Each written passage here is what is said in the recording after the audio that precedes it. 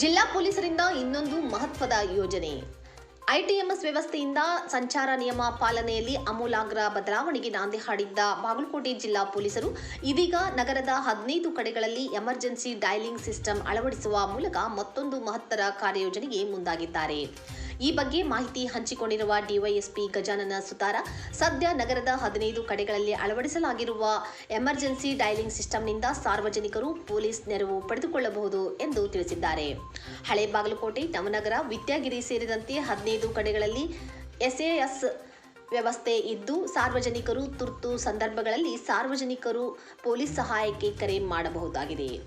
ಸಾರ್ವಜನಿಕ ಸ್ಥಳದಲ್ಲಿ ನಡೆಯುವ ಕಳ್ಳತನ, ದೊಂಬಿ, ಅಪಘಾತ, ಸರಗಳ್ಳತನ, ದರೋಡೆ ಸೇರಿದಂತೆ ಹಲವಾರು ತುರ್ತು ಸಂದರ್ಭಗಳಲ್ಲಿ ಈ ಯಂತ್ರದಲ್ಲಿನ ಹಳದಿ ಟಾಕ್ ಬಟನ್ ಒತ್ತಿದರೆ ನೇರವಾಗಿ ಪೊಲೀಸ್ ಕಂಟ್ರೋಲ್ ರೂಮ್ಗೆ ಸಂಪರ್ಕ ಸಾಧ್ಯವಾಗುತ್ತದೆ. ಅಲ್ಲಿರುವ ಸಿಬ್ಬಂದಿ ಸಮೀಪದ ತುರ್ತು ನಿರ್ವಹಣಾ ವಾಹನದ ಮೂಲಕ ಸ್ಥಳಕ್ಕೆ ಆಗಮಿಸಿ ಸಾರ್ವಜನಿಕರಿಗೆ ಅಗತ್ಯ ನೆರವು ನೀಡಲಿದ್ದಾರೆ ಎಂದು ಮಾಹಿತಿ ಹಂಚಿಕೊಂಡಿದ್ದಾರೆ.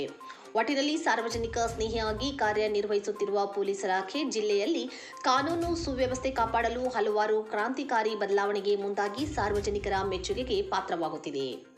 ಎಲ್ಲರೂ ನಮಸ್ಕಾರ. ಬಾಗಲಕೋಟೆ ಜಿಲ್ಲೆಯಲ್ಲಿ ಇಂಟಿಗ್ರೇಟೆಡ್ ಟ್ರಾಫಿಕ್ ಮ್ಯಾನೇಜ್ಮೆಂಟ್ ಸಿಸ್ಟಮ್ನ ಯಶಸ್ವಿಯಾಗಿ ಜಾರಿಗೊಳಿಸಿದ್ದೀವಿ.